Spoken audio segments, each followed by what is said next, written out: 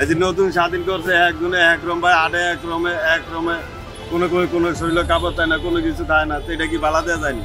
মুসলমান তো আমরা হিন্দু খ্রিস্টান, আমরা মুসলমান না। জামাত আর সরমনে এক হইলে আমরা নির্বাচনে মনে করেন সরকার গঠন করতে পারবো, কোনো সমস্যা নেই।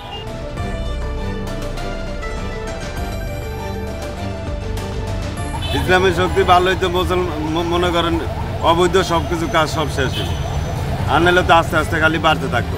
চরমনাই আর জামাত নির্বাচনে একত্র হওয়া এটা তো ভালো, দলটা ইসলামী দল, ঠিক আছে। চরমনাই পীর সাহেব হুজুর আলহামদুলিল্লাহ সর্বদিক দিয়ে ইসলামের দিক দেওয়া সব দিক দিয়ে বিষয় নিয়ে আলোচনা করে। বাংলাদেশে ইসলামের ভিতরে কোনোটা আঘাত এলে কেউ কোনো একটা ক্ষয়ক্ষতি করলে হারা সবসময় প্রতিবাদ করে, ইসলামী দল করে বা ইসলামী দিন আল্লাহর দিন বাস্তবায়ন প্রতিষ্ঠা করার জন্য হারা জান মাল দিয়ে সব কিছু চেষ্টা করতে আছে। এদিক দিয়ে আলহামদুলিল্লাহ 1 নম্বর আছে।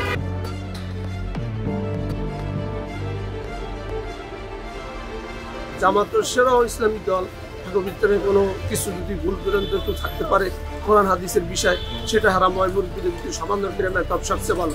আমরা চাই যে ইসলামী একটা দল এই বাংলার জমিনে ক্ষমতা আসবে। চরমনাই আর হলো জামাতে ইসলাম, চরমনাই চলে হলো ঝুঁকে, যে সব নির্বাচন হইলো হেরে গেল, ওই সম যায় হাসিনার বিপক্ষ হইলো। আগে তো হাসিনার পক্ষে আসিল চরমনাই, এখন যে আবার 71 হইতেছে, কতটুকু ফলপ্রসূ হবে আমরা এটা সঠিক বলতে পারবো না, পরবর্তীতে কোন পর্যায়ে যাবে। মনে করি যে জামাতের জন্য খুব একটা ভালো হবে না।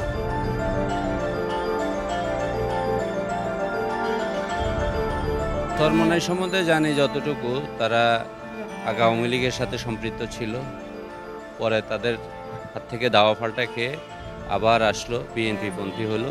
এখন আবার কেন যে জামাতের সাথে যোগ দিয়েছে সেটা আমি জানি না, তাদের কি উদ্দেশ্য। তবে আমি জানি ইসলাম হলো শান্তির ধর্ম, হ্যাঁ।